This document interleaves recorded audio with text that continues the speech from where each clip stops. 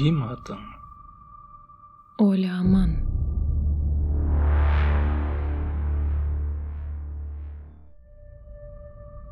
Канчадасың? 30-дамын. Каяктан болосуң? Минсктен.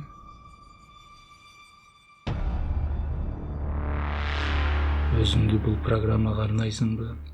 Ооба, албетте. Оң колуңду көрсөтчү. Колуң айып калтыр. Бул сен үчүн оюн эмес, билесиңби? Ооба.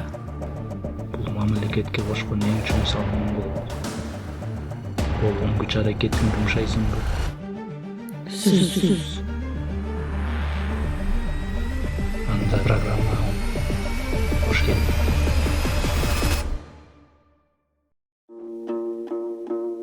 Чон ата, чон апа, ата, апа, нан, суу, ун. Саламатсызбы, чай ичиңиз, эже.